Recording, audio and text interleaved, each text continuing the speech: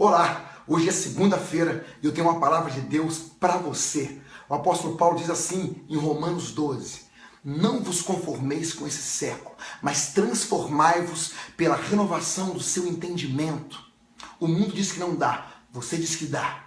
O mundo diz que você não pode, você diz que pode. A conta diz que você não consegue e você diz que consegue. Porque você não tem o entendimento do mundo, você tem o entendimento de Deus. Então levanta, vai para cima, você pode, você consegue, você tem a mente de Cristo, você pensa como Cristo, você é mais que vencedor. Levanta daí, faz acontecer, Deus vai te abençoar, Deus vai te prosperar, você vai conseguir. Transformai-vos pela renovação do seu entendimento. Não se conforme com a derrota, não se conforme você estando para baixo, não. Você tem que estar para cima. Deus é a tua força, a tua fortaleza e a tua segurança. Não se conforme em ser mais um. Você é filho do Todo-Poderoso. Transformai-vos pela renovação do seu entendimento para que você experimente a boa, perfeita e agradável vontade de Deus. Hoje é segunda-feira e Deus tem grandes coisas para você. Vai para cima, vai para frente. A vitória é sua, a vitória é sua. Você pode, você consegue, você é.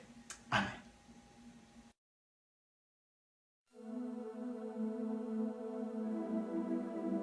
George Mueller, who was one of the most frugal and obedient and even at times impoverished servants, impoverished himself for the benefit of the kingdom, he always said this.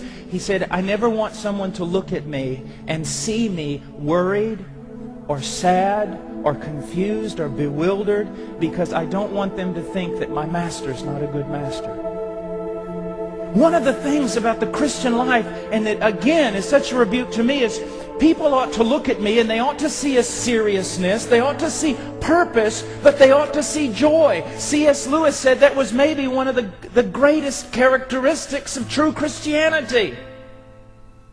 Now, we're not going to go into the prosperity gospel, which we don't believe.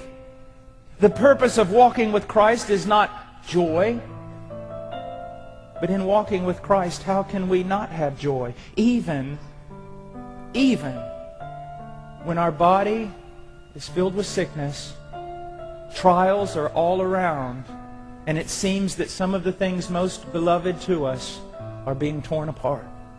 Yet we should still have joy, because our joy and our blessedness is fixed not in what we do, not in what others do to us, not in our circumstances, but our joy is fixed in the perfect person of Jesus Christ and the perfect work of Jesus Christ. Now he says here, in these next verses, he's going to teach us as Christians how to walk in blessedness, how to increase in blessedness, how to be happy. I know that sounds trite to some of you who are very spiritual. But after all these years, I've realized that one of the most blessed fruits of Christianity is just being happy.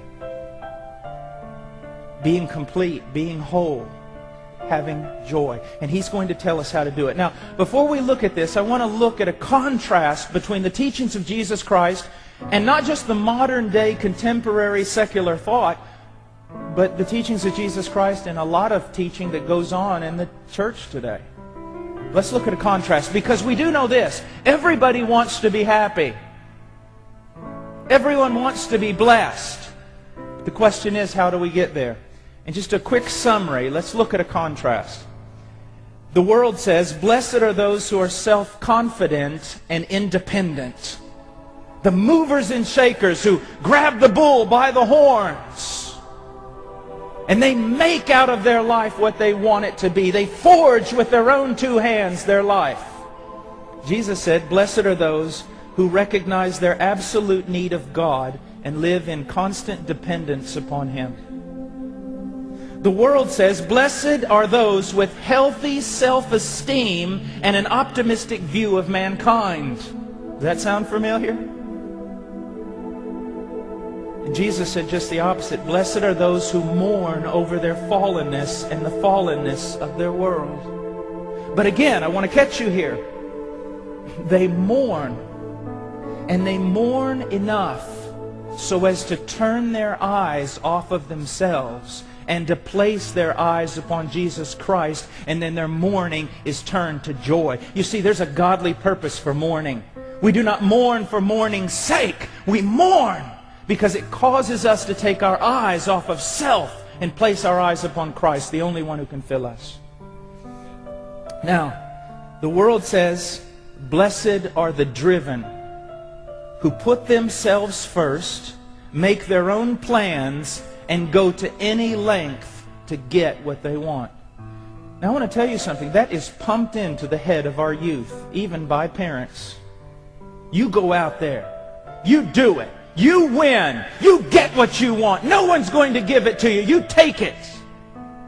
Jesus says, blessed are the meek, who seek the glory of God, His purpose in the world, and who submit to His will. The world says, blessed are those who are satisfied with the priorities and treasures of this world. One of the great ways you can tell whether or not you're converted is this. Are you so satisfied with the things of this world that you don't need Jesus? Except for that little thing you do on Sunday.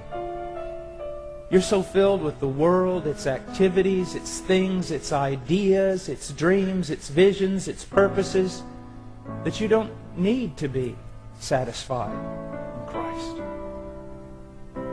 Jesus said, blessed are those who recognize the temporal nature of this world and hunger and thirst for God, for God's kingdom, and greater conformity to His will. I would put it this way. Blessed are those who recognize this is not their home. That they are strangers, and they are pilgrims, and they are outcasts. And they're like, if they try to fit into this world, they're like trying to stick a square peg in a round hole. They just don't fit. Blessed are the misfits. And he says, blessed are those who demand the best from others and distribute rewards and punishments based on performance. I'll give you exactly what you deserve. I had a young man one time, I was praying at the front of the church, and it was during a meeting, and a lot of people had come forward, and a young man kneeled down right beside me and began to pray, God, I just want you to give me what I deserve. I stopped him. I tapped him on the shoulder. I stopped him. I said, no. No. The last thing you want is for God to give you what you deserve. Because, young man, you deserve the deepest part of hell. But at the same time, we have to be careful. If we realize that we do not want what we deserve, but desire the grace of God, as David Miller said, those who believe in sovereign grace ought to have some of their own. If we believe that God has granted us grace, we should grant grace to others. And then Jesus says, blessed are the merciful who recognize God's mercy in their own lives and seek to reflect that mercy in the lives of others. The world says, blessed are those with a singular devotion to self, who put themselves first and are willing to compromise all other loyalties in order to attain their goals. Again, if you do not think that's not a main theme in this world, then you have deaf ears and blind eyes. Jesus says, blessed are the pure in heart.